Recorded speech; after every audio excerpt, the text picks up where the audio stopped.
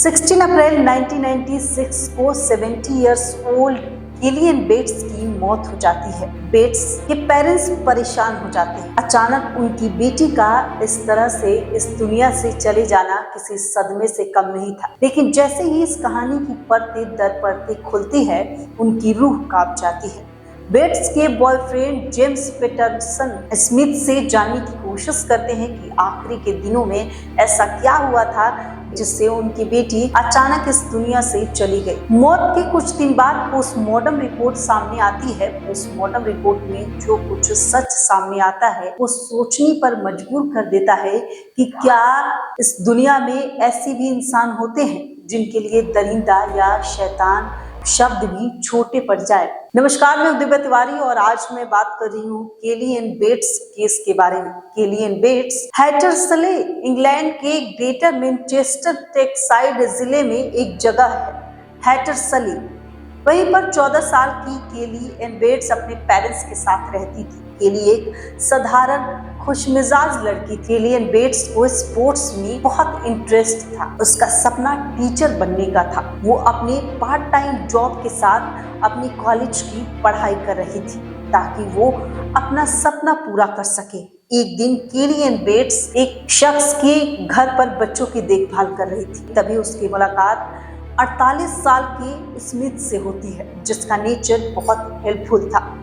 केली को सेफली घर छोड़ने का स्मिथ वादा करते हुए केली को घर तक छोड़ देता है। स्मिथ देखने में एक जेंटलमैन था। धीरे धीरे केली और स्मिथ की मुलाकात दोस्ती में बदल जाती है। दोनों मिलने लगते हैं। दोस्ती प्यार में बदल गई। वहीं दोनों मिलने लगते हैं, बातें करने लगते हैं। कुछ दिन बाद ये दोस्ती प्यार में बदल जाती है। 1993 में केलियन बेट्स 14 साल की थी और उसने इस रिश्ते को अपने पेरेंट्स से छुपा कर रखा था। 2 साल बाद जब वो 16 साल की हुई तब उसने अपने पेरेंट्स को बताया कि वो किसी शख्स के साथ प्यार में है। तो केलियन बेट्स की माँ मार्गरेट बेट्स ने उसके बॉयफ्रेंड के बारे में पूछा। केली ने बताया कि उसका बॉयफ्रेंड एक जेंटलमैन है। वो केली को बहुत मानता है, उसका बहुत ख्याल रखता है। उसके बॉयफ्रेंड स्मिथ को साफ सफाई बहुत पसंद है। वो बहुत डिसिप्लिन से रहता है। इतना सब कुछ सुनने के बाद मार्गरेट को यकीन हो गया कि केली को सपनों का राजकुमार मिल चुका है। ठीक 2 साल बाद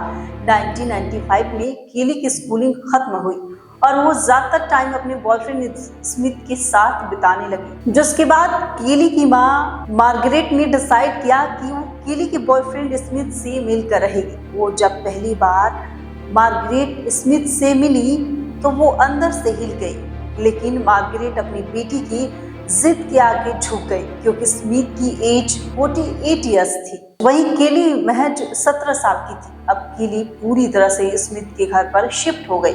अपने पेरेंट्स के पास वो कभी कभी आती। वहीं मार्गरेट ने बेटी को बार बार वापस आने को कहा, लेकिन स्मिथ का प्रभाव, स्मिथ का प्यार इतना गहरा था कि केली उनसे दूर होती चली गई। समय के साथ केली का अपने परिवार से कांटेक्ट कम हो गया, संपर्क कम हो गया। केली पूरी तरह से अब अपने पेरेंट्स से दूर हो गई। केली जब जब घर आती तो चेहरे और हाथों पर चोटें दिखती, लेकिन जब केली की माँ यानी मार्गरेट उससे पूछती चोटों के बारे में तो केली कहती कि मैं फिसल गई थी या रसोई में जल गई थी।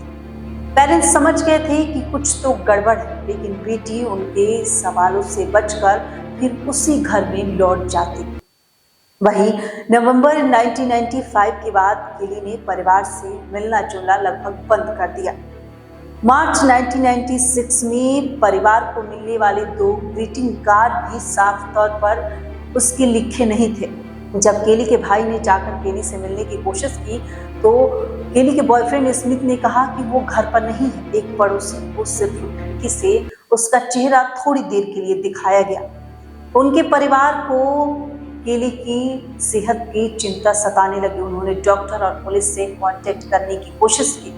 हालांकि कानूनी तौर पर एडल्ट हो जाने के कारण केलियन बेट्स की कभी भी जांच नहीं की गई। उसके पेरेंट्स घर जाकर उसकी खैरियत पूछने से डरते थे क्योंकि उन्हें लगता था कि उनकी दखल अंदाजी उल्टा पड़ सकती है। वहीं अचानक 16 अप्रैल 1996 को स्मिथ स्थानीय पुलिस स्टेशन में गया और बताया कि केलियन बेट्स की मौत हो गई है। जब पुलिस मौके पर पहुंची तो उन्होंने बेट्स को नग्न और बेजान शरीर बाथरूम के फर्श पर पाया। इस उम्मीद में दावा किया गया कि दोनों बाथटब में शारीरिक संबंध बना रहे थे, तभी उसने पानी निगल लिया और गलती से उसकी मौत हो गई। हालांकि ये बात बिल्कुल स्पष्ट थी कि कोई दुर्घटना नहीं थी। जांच से पता चला कि बेट्स का खून घर के हर कमरों में मौजूद था। वहीं पोस्टमार्टम रिपोर्ट से पता चला कि केलियन बेट्स के शरीर पर 150 से अधिक अलग अलग चोटें। ये चोटें बेट्स को लंबे समय तक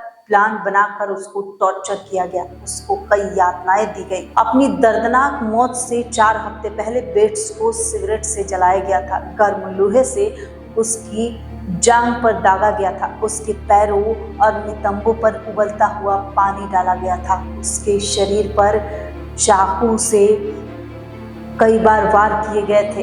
कैंची से उसके कई बार उसके शरीर पर घाव किए गए थे। उसके मुंह के अंदर भी कई चोटें थी। उसकी गर्दन पर एक रस्सी का निशान इस बात की ओर इशारा कर रहा था कि उसका गला घोटा गया था और उसके बालों से बांधकर रेडिएटर में लटका दिया गया था। इन 4 हफ्तों के दौरान किसी समय उसके हाथों और घुटनों को भी कुचल दिया गया था। उसके कान, नाक, मुंह और प्राइवेट पार्ट को भी काट दिया गया था। बेट्स की दोनों आंखें निकाल दी गई थी और खाली आंखों के गड्ढों में चाकू से वार किए गए थे। पोस्टमार्टम में पता चला कि बेट्स की मौत 3 दिन पहले हो चुकी है। मरने से पहले उसे कई दिनों तक भूखा रखा गया था, पानी भी नहीं दिया गया था। डूबने से पहले उसके सिर पर शावर से वार किया गया था। वहीं बेट्स की मां ने बताया कि उसकी मौत दयालु रही होगी। बेट्स के पिता ने बताया कि अपनी बेटी का शव की पहचान करना बहुत मुश्किल था। उसकी मां ने कहा कि लोग उसे जानवर कहते थे, लेकिन एक जानवर भी दूसरे जानवर के साथ ऐसा नहीं करता। वो बहुत ही दुष्ट व्यक्ति था। मैं सोचती हूँ कि मेरी बेटी केलियन बेट्स ने कितना दर्द सहा होगा। उसने सोचा होगा कि हम उससे प्यार नहीं करते क्योंकि हम उससे बचा नहीं पाए। पुलिस की जांच में पता चला कि स्मिथ का महिलाओं के प्रति हिंसा का पुराना इतिहास था। 1982 में उसने 15 इयर्स ओल्ड एक लड़की को बहला फुसलाकर अपने जाल में फंसाया था। नवंबर 1997 में जब मुकदमा चला तो हर गवाही ने अदालत को कपा दिया। मुकदमे के दौरान उसने अदालत में बताया कि एक बार उसने किचन के सिंक में उसका सर पानी में डुबो दिया था। जैसे तैसे बचकर वो भागी थी। एक अन्य महिला टीना मार्टिन जो 20 साल की उम्र में स्मिथ से मिली थी, अदालत को बताया कि उसने एक मानव पंचिंग बैग की तरह उसे इस्तेमाल करता था। हमेशा उसे बुरी तरह मारता पीटता था, फर्श पर घसीटकर उसे उसके ऊपर लात घूस से बरसाता था। वो प्रेग्नेंट थी तभी भी उसे बुरी तरीके से पीटता था।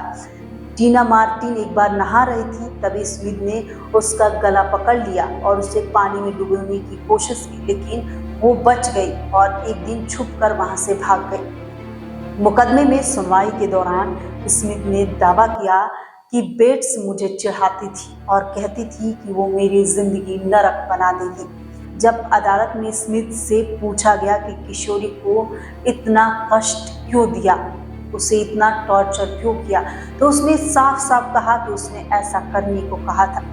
उसने चोट पहुंचाने की चुनौती दी थी, बस यही उसकी इच्छा का पालन कर रहा था। वहीं स्मिथ के खिलाफ 7 पुरुष 5 महिलाओं ने बयान दिया। जेम्स पीटरसन स्मिथ को दोषी ठहराने में 1 घंटे का समय लगा। जब स्मिथ ने अदालत में बयान दिया तो सबकी रूह कांप गई। उसने कहा कि जानबूझकर इस तरीके से वो महिलाओं को, लड़कियों को टॉर्चर करता था। ये किसी अचानक हिंसा का नतीजा नहीं है।